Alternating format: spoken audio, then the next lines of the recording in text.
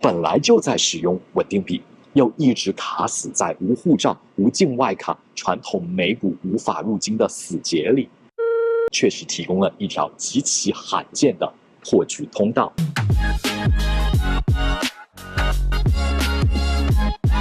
嗨，大家好，我是Sean，关注我，让你全球都有人。最近美股芯片板块从高位大幅回调 ，ETF 也出现了显著的抄底资金。但现在大家遇到的已经不是什么时机问题或者能买什么，而是一个更为现实且棘手的问题：我的账户到底怎么开？资金到底怎么进去？以前开美股账户并不难，一本护照、一份地址证明，再加上一张境外银行卡就能够跑通。但这几年，传统美股券商对大陆用户的审核越来越严，有的甚至直接关门停开。有的虽然还能办，但却需要你补齐地址证明、税务信息和流水。更折磨人的是，好不容易把账户办下来，最后又卡死在入金环节。这就好比拿到了一辆豪车的钥匙，油箱却是空的，每天只能打开 APP 纯欣赏。但最近我们关注到一个非常特别的平台 BIT。它最吸引人的地方不是什么老师带单，也不是什么一夜暴富，而是它直接打通了加密资产与真实美股之间的内堵墙。你可以用稳定币入金，链上确认后再换成美元买美股。更关键的是，它支持用中国身份证完成验证，甚至连现在越管越严的护照都不需要了。那么问题来了， BIT 究竟是一个披着美股外衣的加密平台，还是一个真正能买到股票的证券入口？它所谓的零佣金是不是噱头？资金和股票放进去到底安不安全？今天我们就从安全性、实用性和经济性这么3个维度，把 BIT 这套产品架构完整的拆开来看。话不多说 ，Let's get into it。1. 安全性。BIT 买到的是真实美股，还是价格映射出来的代币？我们判断一个平台是否靠谱，其实不用背一堆的英文缩写，只需要看3件事儿：买到的股票是不是真的？交易是不是经过正规的机构？万一平台出了问题，客户资产会不会跟着一起消失？那我们先来看第一点， BIT 提供的不是一串跟着美股价格涨跌的代币，也不是平台自己做出来的模拟盘，用户买入的是实际存在的美国上市股票，也可以拿到分红，并享受相应的股东权益。简单来说，你买一股谷歌，背后对应的就是一股真实的谷歌股票，不是 BIT 在账户里给你画出来的一张电子饼。再来看看交易过程， BIT 本身负责开户的入口、资金转换和操作界面，真正的股票交易和保管则是接入了美国的正规持牌机构，这些机构的信息都可以在美国公开的系统中查到，不是今天注册一家公司，明天做个 App 就出来营业的。整个结构有点像我们坐飞机， BAT 负责售票和服务，真正负责起飞、飞行和安全检查的是后面一整套受监管的航空体系。这些信息我放在屏幕上，大家可以点击暂停了解详情。按照这套架构设计，客户的股票资产与 BIT 平台自身运营的资金是隔离托管的，也就是说 BIT 不会因为自己公司缺钱就把用户账户里的苹果或者英伟达拿去付办公室房租。订单接入的是美国主流市场的价格和流动性，而不是 BIT 内部和其他玩家的相互对赌。当然，这不代表把钱放进去以后就可以关掉手机、忘记密码，然后10年后再回来看。我在这里必须做一个客观的风险提示：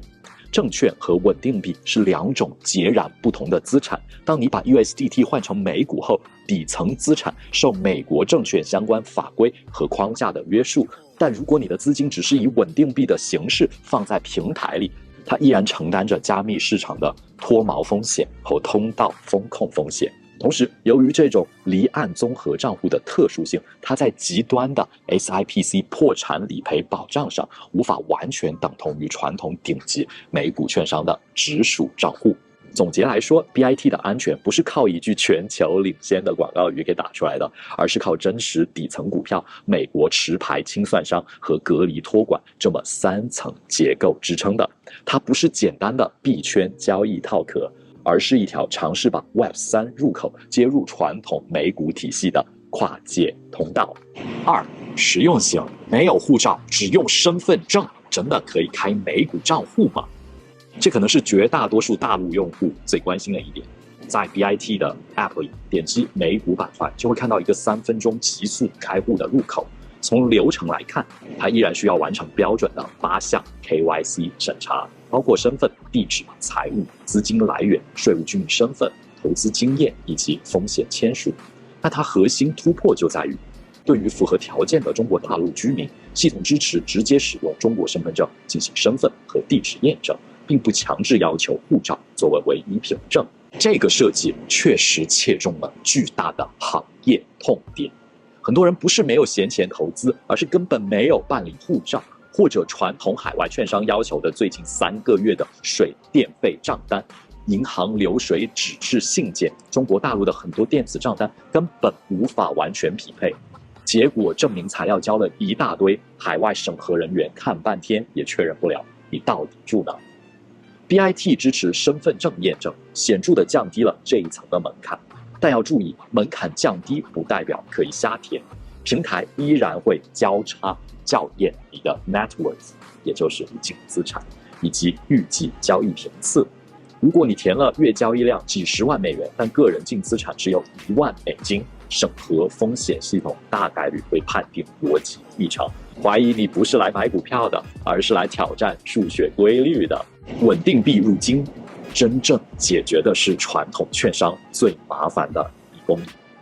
传统美股券商最头疼的往往不是交易，而是入金。关注我们的老铁们都知道我在说什么。去一趟香港对很多朋友来说成本确实有点高。BIT 支持稳定币全天候入金可体现。按照 BIT 美股页面的介绍，平台支持24小时稳定币转账，也支持美元银行电汇。在区块链网络和平台审核正常的情况下，稳定币通常可以较快到账，再在账户中转换为美元购买股票。这项功能对于 Crypto Native， 也就是本来就在使用加密资产的人来说，特别的有价值。以前用户想把加密资产转到美股，通常需要把稳定币卖成法币，再转到银行，然后再从银行汇入券商，资金要绕一大圈，还可能在每个环节都接受一次灵魂拷问。现在可以直接从稳定币进入美股账户，这个路径明显的得到了缩短。不过7×24小时入金不等于7×24小时美股交易，稳定币可以全天转入，普通美股依然需要按照证券市场交易时段和平台支持的盘前、盘后和夜盘规则进行成交。3. 经济性，零佣金很香，但千万不要只看到零这个字。讲完安全与实用，我们再来算一笔最现实的账，经济性。BIT 宣传里最吸睛的卖点是美股零佣金，但是大家细看规则就会发现，零佣金不等于零费用。传统美股券商通常按照每股0.0049美元收费，并设有0.99美元的单笔最低门槛。BIT 虽然免除了交易佣金，但是会收取每股0.005美元的平台使用费，同样设有每股0.99的最低限额。比如你买10股高价股，按股数计算，平台费只有0.05美元，但因为有最低限制，实际上还是要按0.99扣除。对于小额交易频繁的朋友来说，这个最低收费会明显拉高你的单次交易成本。但其实交易美股这点费用还只是小钱，稳定币与美元之间的兑换耗损才是真正的支出大头。按照 BIT 的资料显示，稳定币兑换 USD 采用的是阶梯费率，小额档位费率约0.2%，金额越大，费率才会逐渐降至0.06%。换句话说，如果你充值1万美元的 USDC， 光兑换就会耗掉20美金。相比之下，1美元的交易平台费反而成为了次要矛盾。所以 BIT 的核心优势从来就不是全网绝对最便宜，而是它相对透明可控的成本，提供了传统券商根本做不到的稳定币跨界入金能力。大陆用户能开不等于可以忽视合规。接下来的这部分可能没有开户福利那么令人兴奋，但我必须告诉大家， BIT 在其注册地持有牌照，合作的底层清算商也受美国监管，这说明它的离岸架构具备法律基础。但是境外平台合规接单和你所在地使用该平台是否符合一切规定完全是两码事。用身份证通过 KYC绝对不等于拿到了一张规避外汇、证券、税务监管的通行证。稳定币能够快速入金，更不能被曲解为不受监管或者隐蔽安全。如果有人把 BIT 渲染成了绕过监管的秘密通道，那不是在推荐工具，而是在给用户挖坑。作为投资者，如实填写 KYC， 明确资金来源合法性，并根据自己的税务居民身份依法处理股息税和资本利得申报，永远是你在全球资产配置中最基本也最重要的底线。BIT 到底适合什么人？讲到最后，我们给出一个最直接的结论：如果你已经拥有稳定的境外银行账户，能够顺畅地使用成熟的传统国际券商，并且对加密资产没有任何兴趣，那么 BIT 绝非你的必选项。传统券商历史更悠久，服务和产品体系更成熟，你完全没有必要为了追求几分钟的入金速度，去额外引入稳定币和链上风险。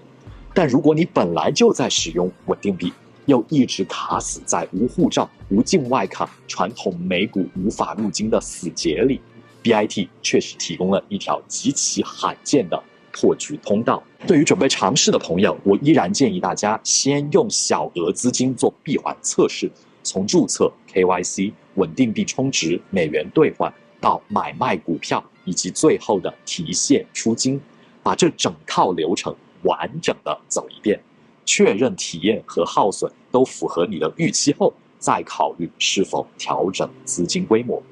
如果你评估后确认符合准入条件，也充分理解相关的稳定币和证券风险，则可以通过我们视频下方文字栏的专属合作通道，了解当前的开户流程和活动规则。我们在后台也对接了官方的经理，可以在第一时间协助大家解决可能遇到的 KYC 和审核卡顿问题。再次强调，填写资料时务必保持真实、合理、前后一致，切勿为了追求审核速度去编造收入、净资产和投资经验。全球资产配置从来不是去寻找某一个万能账户，而是在不同的国家、不同类型的资产和不同的金融体系之间，为你自己的财富建立合理的安全备份。 BIT 解决的是加密资产与美股联通的问题，传统离岸银行解决的是法币沉淀与日常支付的问题，而顶级券商解决的是长期投资与全面产品覆盖的问题。他们不是谁取代谁，而是各自在你的资产结构中扮演不同的角色。如果你认同我们这种站在全球视角看资产流动、打破信息差、解构身份规划的硬核逻辑，欢迎点赞、转发、订阅我们顺手牵羊频道。我是Sean，陪你跨国破局，让你全球都有人。我们下期见，拜拜。